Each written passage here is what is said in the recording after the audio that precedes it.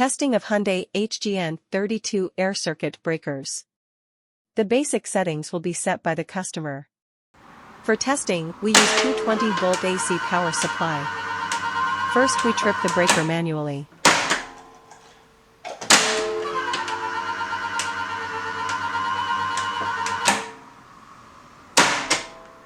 Then we trip the breaker with the help of the UVT.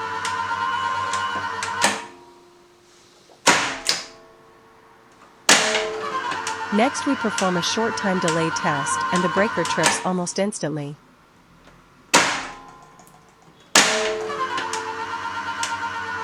And lastly we perform a long time delay test. And after about 15 seconds the breaker trips.